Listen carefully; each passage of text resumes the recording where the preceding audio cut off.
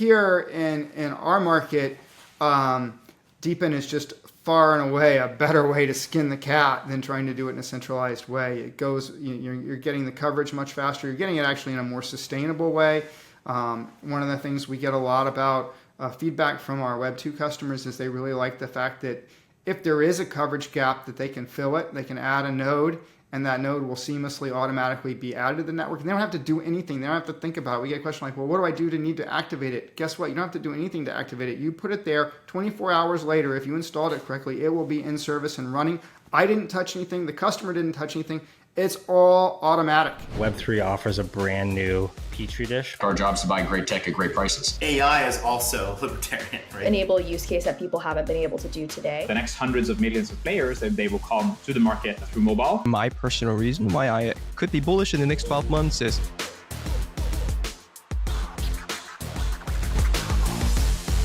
BlockCrunch is not a licensed financial advisor and is purely for informational and entertainment purposes only. All opinions are personal, and the show may discuss assets that the host or guests have positions in or may be actively buying or selling. All investments carry risk, so consult with a financial professional before making any investment decisions. Hey everybody, welcome back to another episode of the BlockCrunch podcast. I'm your host, Jason Choi. I'm the co-founder of the prop investing vehicle Tangent. Now, one of my main theses at Tangent is that crypto is actually not that good for many things.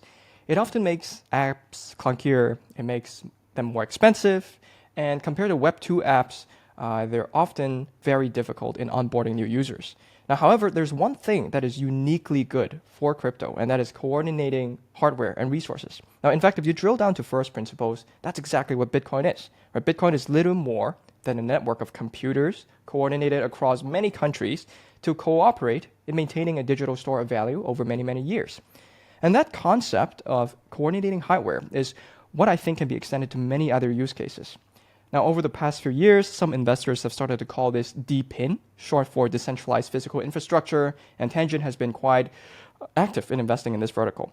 And one company that took this concept of DePIN, applied it to a real-world problem, and is actually making money doing it kind of behind the scenes, is called GEODNET, which Tangent is an investor in. Now, GEODNET is building the world's largest real-time kinematics network. We're going to dig into exactly what that means. But just to give a little bit of context, many of us probably use GPS every day. I use Google Maps every single day to figure out where I'm going because I'm horrible at finding directions. Now, to put it simply, what GEODNET is building is a network that improves the accuracy of GPS by 100x. It might not be very relevant for people like me, but apparently for massive industries like agriculture, drones, self-driving cars, robotics, it's a crucial use case. So to figure out how they're doing this, how big this opportunity is, as well as really drill down to some of the common ailments with DePIN networks, I'm really excited to have the founder, Mike Horton, on the show today. Now, as a disclaimer, Tangent does hold GEOD tokens, which is the native network token for GEODNET. Hey everybody, welcome back to another episode of the BlockCrunch podcast. Now, one of the main theses that I have at Tangent, which is my prop investing vehicle, is that crypto is actually not that good at many things. It often makes apps clunkier, it's more expensive than many free Web 2 apps as a backend, and onboarding is quite difficult. However, there's one thing that is uniquely good at, and that is coordinating resources and hardware. In fact, if you drill down to first principles, Bitcoin is little more than a network of computers coordinated across many countries to cooperate in maintaining a digital store of value over many years. And that concept of coordinating hardware is something that I think can be extended to many other use cases. So a lot of people over the past few years have called this phenomenon DePIN, short for decentralized physical infrastructure. And one company that took this concept of DePIN, applied it to a real-world problem, and is actually making money doing it, is GEODNET, which Tangent is an investor in. Now, GEODNET is building the world's largest real-time kinematics network. Now, many of us use GPS every day. I use GPS every day on my Google Maps or when you're driving. Now, to put it simply, GEODNET wants to improve the accuracy of your GPS by 100x. So today, to figure out how they're doing this, why crypto is involved here, I'm really excited to have the founder, Mike Horton, on the show. And as a disclaimer, Tangent holds GEO tokens. So Mike, welcome to the show, man.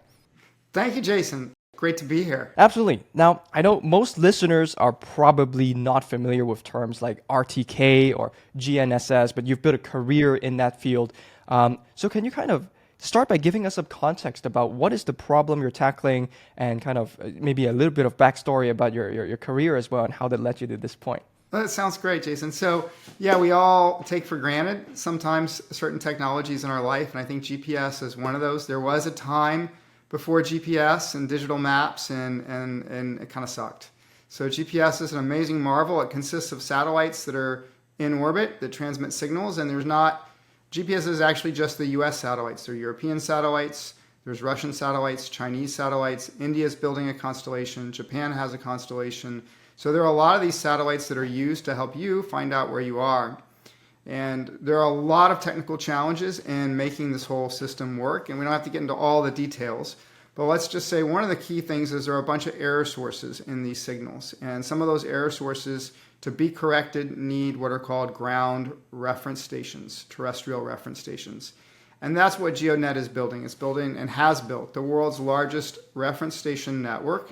And those reference stations are what allow for this marvelous accuracy improvement. So you may be familiar when you're downtown or when you're under a tree or just any time you're using GPS, it kind of knows where you are to within 10, 20 feet, 2 or 3 meters.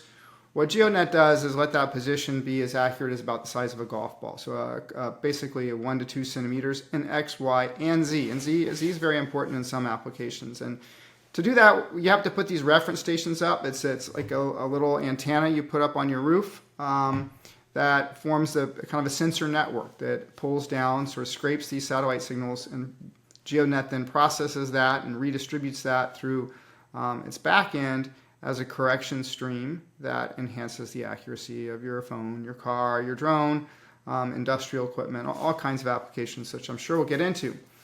I've been in the space of navigation and positioning and kind of autonomous systems that use these types of sensors my whole career. I started a company right out of college called Crossbow Technology. It was a pioneer in actually navigation for things like drones. I built that business up, sold it. It was a really nice, successful exit. Sold part of the business to a company in China, and then another part of the business to an aerospace company in the US, and that worked out really well. So I have a real passion for the thing, for the space, and that's kind of still working. I mean, my whole career has been working on that, still working on many things in the navigation and localization space. Before I get started, I'm grateful for Aptos for sponsoring the show and letting us continue to make this free content for all. So here's Jerome from Aptos to tell us a little bit more. Jerome, Aptos has experienced tremendous growth this year, having doubled its daily active addresses to serving approximately 150,000 users every day, and also tripled its TVL to nearly 400 million as of this recording, according to DeFi Llama. So can you walk us through Aptos' ecosystem and what contributed to this growth? So what truly sets Aptos apart is the builder-focused technology. The Aptos Foundation works really hard to give developers the guidance and support that they need throughout their building process. The Aptos ecosystem is rich with tools, including the recently relaunched Aptos Documentation Experience plus Aptos Learn, a robust grants program to help builders take their ideas from zero to launch, and a solid tech foundation that helps developers turn their innovative ideas into reality with ease. Another unique aspect about the Aptos ecosystem is how dynamic and inclusive it is. We want to support developers from all over, whether you're a Web2 corporate, Web3 native, or a budding Web2 enthusiast, to help Web3 break out of these 20,000 or so devs that the industry has today. Since the start of 2024, nearly 10 million new users have joined Aptos. At the end of June, Aptos transactions hit over 10.5 million, surpassing a major milestone with over 1 billion total transactions on the network.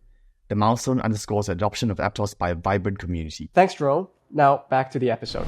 I'm actually really curious, just from a personal level, because it's such a specific problem to get into, but you've been obsessed with this problem for such a long time. What was the initial thing that got you interested and made you decide, hey, I'm going to do navigation and spend my whole career on this? Well, actually, so I got into navigation back in college at UC Berkeley.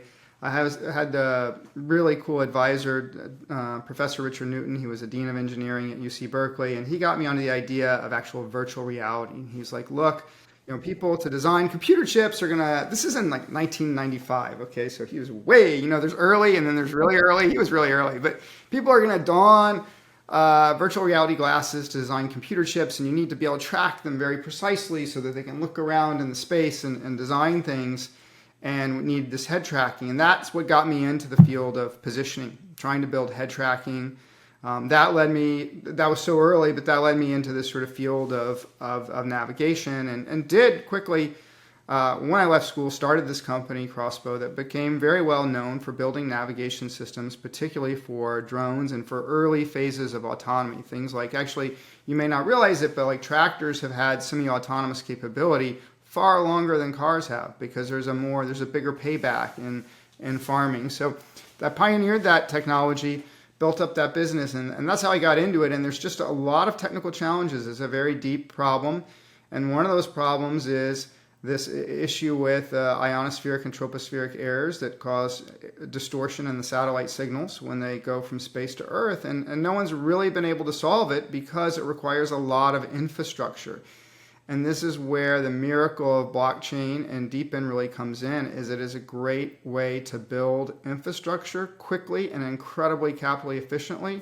And that's what GEODNET is really leveraged to very quickly become the world's largest such network and being used by tons of people every day. And it's just been an amazing ride so far. Yeah, and I gotta admit, before I started looking into GeoDNet, I was completely foreign to this concept of how GPS even work, or how these RTK networks, which help refine GPS, I didn't even know they existed. And then when I read into it, I realized there's a lot of massive industrial use cases. From what you're saying, there's drones, there's agriculture, which we'll dig into later, self-driving cars, and as these secular trends take off as well, the market's gonna grow bigger.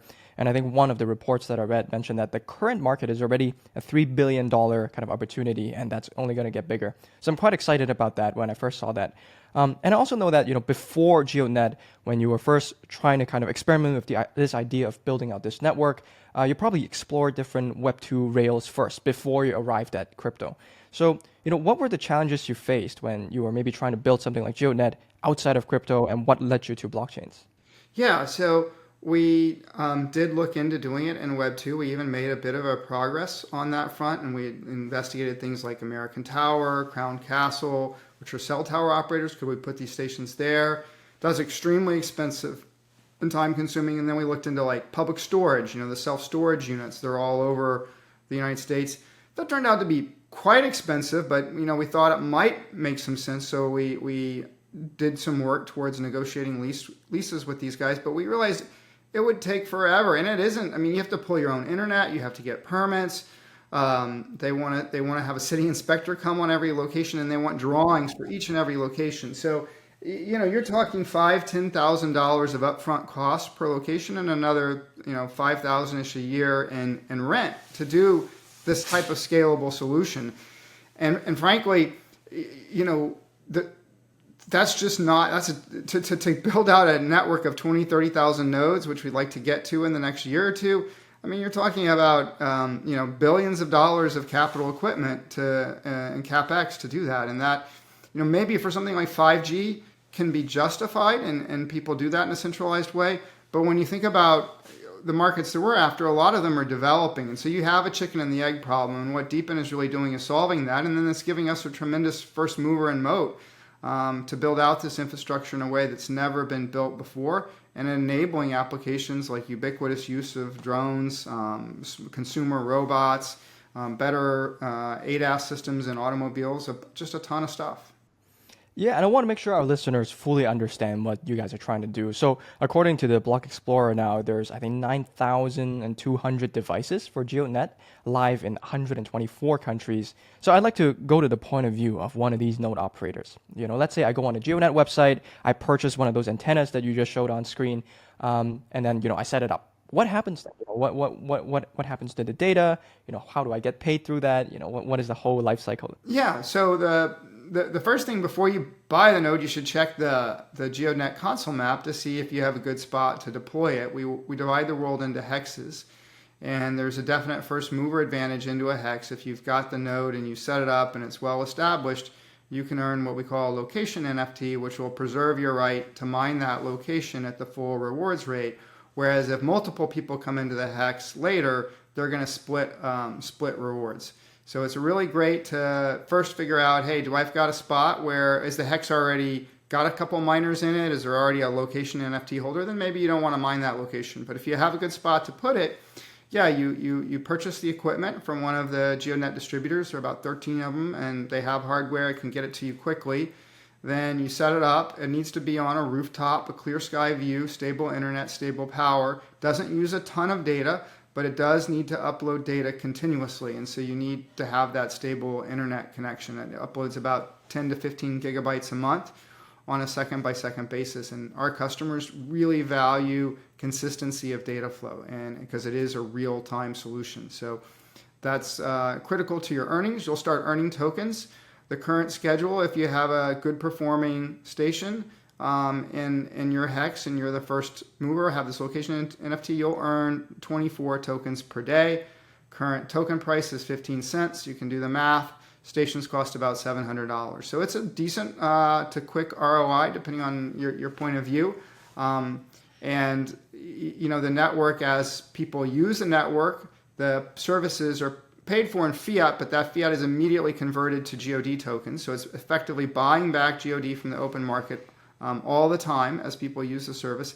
And 80% of that buyback is burnt, meaning it's pulled out of circulation. So it's a very strongly deflationary protocol. We also have an annual halving. So as the network grows, we're very mindful of having too much inflation. This is a very long-term project. The people want this network to be there for decades to come. The users who use these types of services are there very much for the long term. And so it's really important that we have the tokenomics set up in a way that's going to create stable growth. And we've tried very hard to design the protocol in that way. And I really love it when businesses kind of come to crypto because of commercial necessities and not because they want to build something in crypto. And I think GEODNET is really an example where you guys looked at all of the Web2 alternatives, and just from cost perspective, it just made no sense to do this in Web2.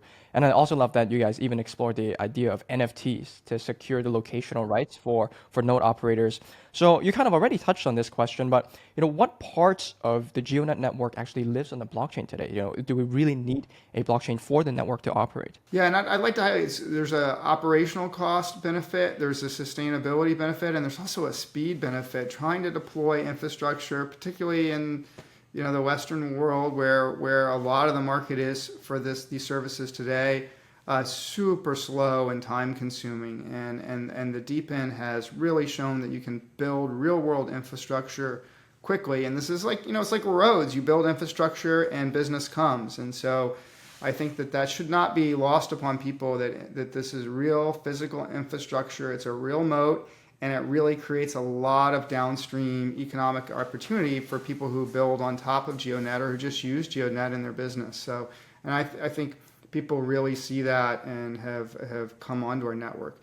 In terms of using the blockchain, you wouldn't be able to build a DePIN without blockchain. So this is really nice that this infrastructure has been built to sort of secure and allow DePIN to exist. And we're using a lot of different aspects. We use, obviously, the token system and the blockchain to distribute rewards to people, and we're distributing rewards on a daily basis, which is, if you were to try to do wire transfers to 124 different countries and 9,000 or call it 5,000, say average person has 2 miners maybe in 2 locations, but whatever, between 5 and 10,000 people every day. I mean, your costs would be absolutely astronomical to try to transfer that kind of payments across the world to people for running these stations. On top of that, we use a location NFT to really secure the geometry of the network, to ensure that we have a well-structured, well-formed network, a network that's got a whole lot of concentration of nodes in one area and then nothing anywhere else, or big gaps. That is exponentially less valuable than a well-formed, well-structured, robust network. And that is very top of mind for customers, is what is the coverage, what is the redundancy, and we address that better than any network on the planet today. So that's a huge, huge selling point for us. And the NFT system, I think, has really encouraged that. And then another aspect that we use is staking. And we use staking to create highly incentivized regions and to essentially lock some amount of tokens to allow a region to have more token incentive in the early days to promote coverage in places that are harder to cover. We need that even coverage. That's crucial. And there are locations and areas that are just simply harder to deploy to. And so we need a decentralized way to create a dynamic balance in the rewards. And we don't want to just try to do that through fully centralized planning. That's not the right way to do it. We need to let the market respond. And so staking gives us a mechanism to do that. and we call those our staked superhexes, and that has worked extremely well as well. So we're using a blockchain in many different ways, and of course, when the service is used, tokens are required to use the service. So that I think really the whole business is run on the blockchain, and from a fundamental point of view, without that technology, you would not be able to do GEODNET. Yeah, so we talked about the customers a few times. So I'm curious, like, who are some of the examples of big buyers for this type of data that these GeoNet antennas are providing? Is it like, is it GPS providers? Is it agricultural use cases? What are some of the things that you can help highlight? We can start off with drones. That's a pretty neat application. So all DJI Enterprise drones support RTK. We have a lot of users who use DJI drones. We recently were just at the drone show. Commercial UAV Expo in Las Vegas. We had 2 customer announcements there. One of them was Propeller. They do provide a lot of equipment and services for people who run drones on construction sites to monitor the progress of construction. Very successful business. We also do a lot of work in agriculture. You mentioned that. So we have a partnership with several different companies that sell, including, all of the top 3 tractor makers have tractors that will work with the GeoDNet network. And we recently announced a partnership with the USDA. USDA installed a node, validated that it works well, and is now working to show smaller farmers who've maybe not had access to precision farming equipment the benefits of using precision technology to reduce input costs, save labor, and the fact that this network can be, the nodes can be installed by the farmer themselves is a big help. We have a dealer in North America that sells a lot of precision ag equipment. They've installed about 200 nodes in the last season and helped bring coverage to a lot of rural locations. So that market has gone super well. Automotive, as we talked about, these automated driving assistance systems, that's ADAS, ADAS, do use a lot of sensors. They can use a radar, LiDAR, cameras. GNSS is also a very important sensor, especially for areas where there's no HD maps and things like that. They will use high accuracy GNSS to stay in lane and to provide better control inputs, because 3-5 meters of error to a self-driving system or to even a assisted driving system is way too big. So we have a great partner there, and a company called Binav, which is supplying a lot of the modules into that marketplace. They're like a tier 2 automotive supplier, and we've been very successful in building up that relationship. IoT is a huge field. We sell through Quectel, which is the world's largest maker of IoT modems and IoT modules, and they have been a long-term GeoDNet partner. In the space of mowers, we have Verde.ai that's launching a consumer-oriented RTK mower. We have Sensori Robotics that's servicing kind of commercial landscapers with fleets of robots. We also have partners in survey, and then we do sell data on a wholesale basis back to other market participants, other companies in the GNSS ecosystem, including 4 semiconductor companies that make GPS chips. So it's a pretty broad range. I think we have over 30 signed business partnerships. A lot of those are just starting to monetize. So I think we have, pretty proven track record now that people like our product and that it is filling a really important need in the GPS community.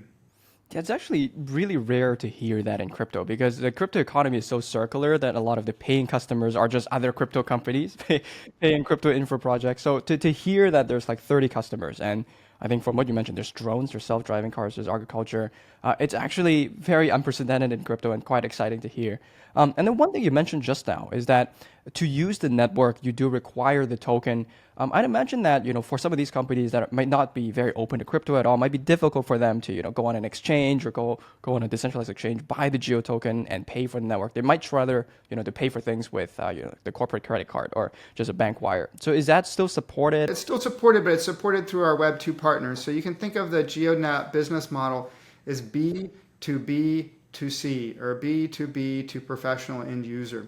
So the foundation engages with parties that are essentially resellers or wholesalers of the data or wholesale users of the data, and that makes that problem a lot easier. Even then, we've had to help customers get through that, and we see that as reasonable at this time, but we will get everything fully decentralized in 2025. We've built now a decentralized piece of software that lets people who don't have any capability or any knowledge at all to just accept PayPal payments on their website. So I'm selling a drone and I want to include our TK subscription with the drone.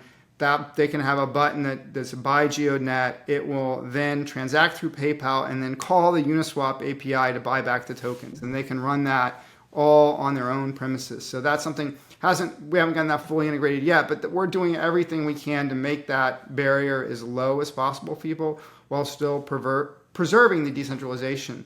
And I think not all DePIN projects have different views on full decentralization. We do want to get to 100% full decentralization, certainly by the end of 2025. I think it's very important to establish the censorship resistance and the long-term security of the protocol. I think is actually much stronger in a fully decentralized manner, and is actually a benefit to our customers in the sense that it creates additional trust that this is like DNS, right? DNS is a great example of a decentralized protocol that really powers the whole internet. We see our protocol as powering GPS and powering next generation GPS services. People do not really want that to be in a centralized format. And so I think that full decentralization is a very important part of our roadmap.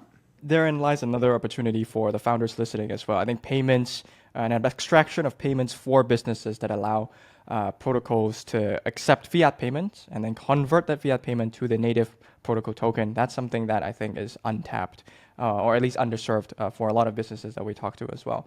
Now, Mike, you mentioned a lot about other DePIN projects. So I'd like to zoom out a bit and talk about just DePIN as a concept as a whole, because one of the common critiques for DePIN is that the networks often are used to bootstrap supply side, right? You mentioned that it's cheaper to bootstrap supply side, and a lot of the networks do this with token incentives. And because the costs for node operators are denominated in dollars, they're basically forced to sell the token continually. So this basically means a lot of the DePIN networks are not very sustainable from an economic perspective. So how do you think about the sustainability of GEODNET? DePIN projects have getting smarter. So I think that there has been an evolution, and I think there was too much supply, too quick, without enough paying attention to the demand side, and that was probably pushed on by certain market dynamics and things. But there's been a lot of learning, and GEODNET, I think, has been at the cutting edge of helping pioneer more sustainable tokenomics in DePIN, and we think that's super critical. We need the network to operate for a long time and for decades, and so it needs to be sustainable. I think that so you got to design the tokenomics well. I think that if you look at the way Web 2 companies did this, and I know I hate to kind of go back in time, but the basic strategy of building up something like an Airbnb is you build a little bit of supply, then you build a little bit of demand, you build a little bit of supply, you build a little bit of demand. It takes a little bit of time, but it is network affecting. It is spiraling. The more great properties that are on the market in a certain city, the more people want to come in and stay in Airbnb, and then that creates an economic cycle and then it expands. I feel a little bit GEODNET has designed its tokenomics to be a little bit closer to that than let's just freaking build as much supply as possible without any demand.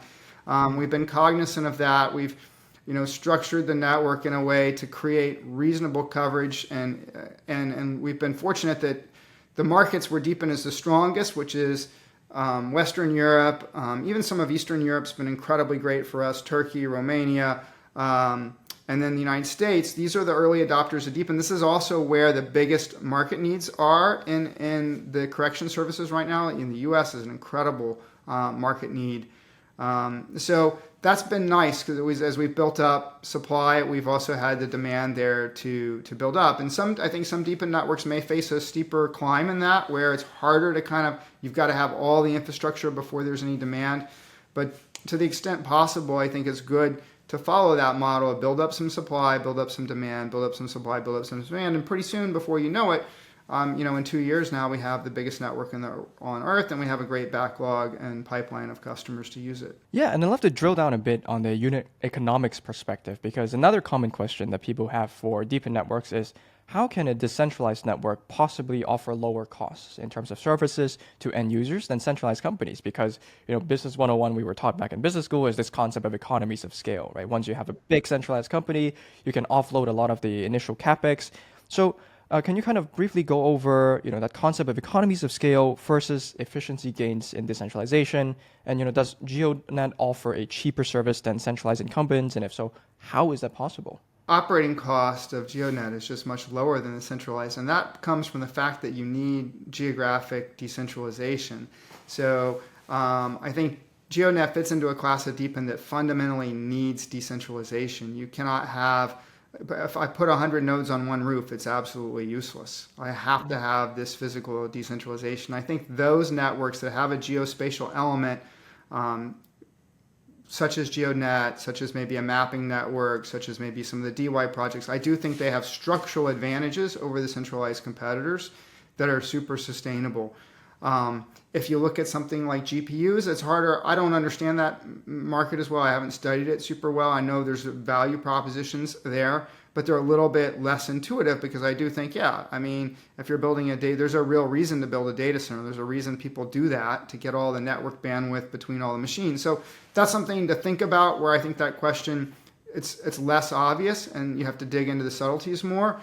Here in our market, DePIN is just far and away a better way to skin the cat than trying to do it in a centralized way. It goes, you're getting the coverage much faster. You're getting it actually in a more sustainable way. One of the things we get a lot about feedback from our Web 2 customers is they really like the fact that if there is a coverage gap, that they can fill it. They can add a node, and that node will seamlessly automatically be added to the network. And they don't have to do anything. They don't have to think about it. We get a question like, well, what do I do to need to activate it? Guess what? You don't have to do anything to activate it. You put it there 24 hours later. If you installed it correctly, it will be in service and running.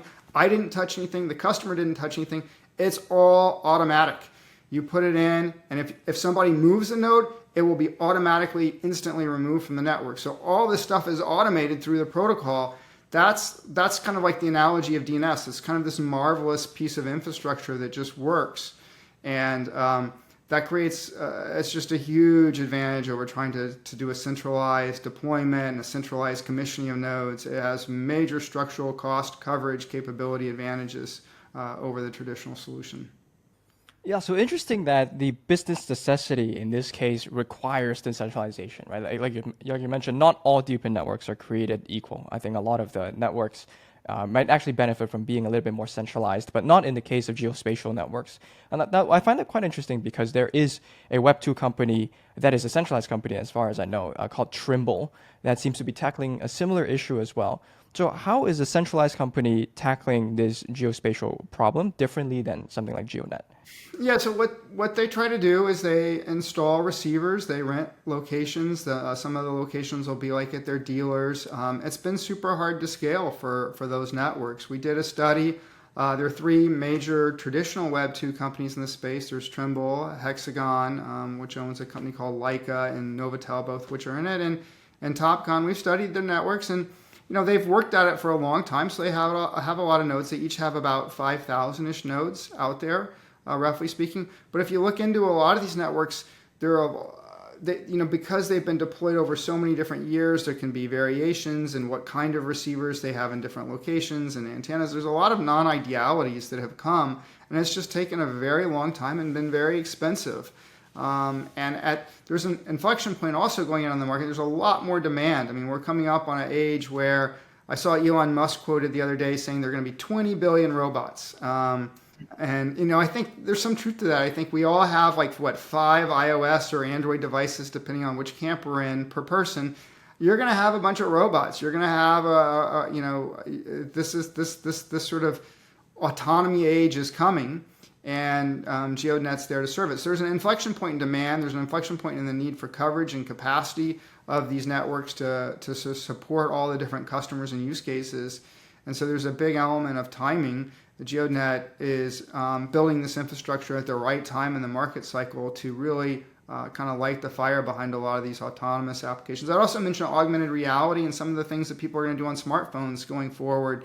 We power some pretty cool experiences on the smartphone. We have a mobile SDK coming out towards the end of the year that will allow people to integrate into traditional apps like Uber and Lyft, but also new kinds of gaming applications where you can really take advantage of the high precision geospatial location. We recently created a partnership with Animoca Brands that will help leverage that SDK into actual Web3 gaming experiences that can take advantage of super precise location for geocaching, for move to earn type of things. Just a lot of cool stuff. That's exciting. And speaking of these partnerships, the one you mentioned that I was quite interested in was the partnership with U.S. Department of Agriculture. So I think for people outside of the U.S., you're probably your only contact point with USDA is probably when you buy steaks. You see that label, kind of certification from USDA. But what are they looking for with GeoDNet? Like, what are they doing with you guys? Yeah, so they reached out to us, put up a node. We helped them connect with another company that provides an automated steering kit that they've tested out. Their primary focus, we're working with the Small Farms Research Center, and their primary focus is to enable smaller farmers in terms of the amount of land that they're managing to actually benefit from precision agriculture. So in the United States, about 1/3 of farmers use precision agriculture. That could be automated drones for spraying. It could be auto guidance systems for harvesting, all different types. The spraying is a very, very typical application to use automated guidance. These systems have been pretty expensive. With GeoDNet, that becomes very economical. And so they're looking to see more farmers adopt these precision agricultural practices and see GeoDNet as something that's making that more accessible. Give you a comparison, a retail price for a professional GeoDNet subscription, $400 per year. This is for professional applications, not sort of consumer ones. Competing services are 5 to even up to 10 times as expensive in the United States. So it is a big enabler to bring the cost down. And these practices are sustainable. They use less chemicals, they use less labor. So these are all things that the government wants to encourage. And they're going to go through, the announcement was just the first step. There's some follow-on steps that will be happening later in the year that will help actually make it even easier for farmers to see the benefit of it. There'll be some data that comes out and some other activities that are going on that we're really, really excited about. We've had great traction, even without USDA support. We've already had tremendous traction in ag in the United States, in the central part of the United States, the Southeast, and also in California. We've also had very good traction in ag in Europe and in Eastern Europe. So this market is one that I think is more cost sensitive than I even realized going in. There is a lot of cost sensitivity there, and there's a lot of desire, I think, in that market to kind of take a bit more control of the solutions so that they're not completely dependent on paying a subscription fee, and this is sort of the structure that's provided to you. You have to do it this way. That isn't really what we're seeing in the ag market. We're seeing a lot of guys who actually want to participate in GeoDNet, run the station at their farm. That gives them actually an additional sense of trust in the data because they're using the machines in automated ways. It's if the machine goes off the rails, it affects can damage their crops. So it's a pretty mission critical part of their operations, and having that decentralized solution, they really, really like it. There's a number of videos on our YouTube channel, interviews with actually some of the farmers themselves talking about it, and you can really see that they really like it. They really, really like it.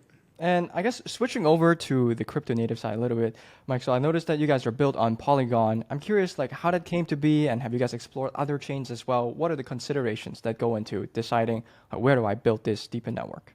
Well, I think for us, Polygon made a lot of sense. It was low cost and reliable, and those are the two kind of most important aspects. We want the service to the blockchain is an incredibly critical part of the infrastructure, but not one that we want to think about very much. So the cost, speed, reliability are very important, and Polygon has fit that bill. Now, meanwhile, I think Solana has developed an incredible DePIN ecosystem with some great network effects. There's a number of projects that are being built in Solana that want to use GeoDNet for proof of location. Wingbits is a good example that we're working with them. We're going to have a dual node that does flight tracking as well as RTK. Nadix is another project that we're working a lot with that's also on Solana. So these projects that are in Solana, they need to use GeoDNet. They would need to burn GeoDNet tokens, so it's much more convenient to be in that network. So we are at Token 2049. We'll be opening up a bridge through Wormhole to allow people to do what's called a native token transfer, NTT protocol. back and forth between the GeoD on Solana and GeoD on Polygon. So we'll be in both ecosystems. We'll actually be the first protocol to use to do a Solana to Polygon bridge with NTT through Wormhole. So that's going to be really flexible. It's the most modern protocol on Wormhole for doing the bridging, and we're really excited to see that start. We're in beta with it. We'll be shipping it very soon. Yeah, absolutely. And now the last question I have for you, Mike. So you teased some of these just now, but what are the biggest upcoming things that people should be looking forward to for GeoDNet in the coming year? Yeah, certainly the bridge to Solana I think is going to be super exciting. Partnerships with some of the other Web3 people in DePIN, Rover, Wingbits, Natix, a couple more brewing along are going to help cross-pollinate some of these DePINs together. That's really cool. Definitely gaming, I think, is a major category. Location-based gaming, augmented reality gaming, where you're marrying the physical and the digital world together, and you want to do that in a shared way. Location accuracy. Actually, it's not intuitive at first, but think about it for a second. If I put something in a certain location, I want someone else to be able to find it. That location needs to be the same for both participants. If I want to put a virtual thing in the real world like a Pokemon, precision matters, and I think that is going to be a really cool space. And then, of course, I come back to the robots. I think robots are fixed to explode. We're engaged with a ton of different companies in robotics, and I think they and themselves, these robots are green. They provide an ROI to the buyer of them. They reduce manual labor, and I think the time is really ripe now for a lot of innovation in robotics, and GeoDNet is going to be a major player in that. I'm really excited because GeoDNet is kind of usually thought of as a GPS thing, but then if you really dig into it for people who go through some of the materials and some of the interviews you've done, it's actually an intersection of so many different secular trends that are going to shape the future, right? With anything from drones to robotics. So I'm really excited to see kind of where GeoDNet goes next year. And for people who want to follow you or follow GeoDNet, what are the best channels for them to do this? Yeah, X is great. We post all the time. So we're at GeoDNet_ on X. And then we have a great YouTube channel that we are publishing videos. We try to tell the story through our customers. So we like to go, and customers like to also talk about GeoDNet a lot. So because I think a lot of the customers in Web 2 find the whole thing quite amazing and quite marvelous that this is providing such a great value and service to them. So we do a lot of videos with customers, and I welcome people to follow our YouTube channel. We're putting quite a lot of new content out on a weekly basis. Absolutely. Well, thank you so much for coming on, Mike. This has been very fun. Hey there, Jason here. Thanks for supporting another episode of the BlockCrunch podcast. If you enjoyed this, please give us a 5-star rating on Spotify and Apple Podcasts. And make sure you subscribe on YouTube so you can check out our founder interviews, our roundtable series on our venture thesis, as well as our On a Tangent sub-series about our current market views. And as always, you can reach out to me on X at Mr. Jason Choi. And I'll make sure to read every comment related to this episode. So I'll see you next time.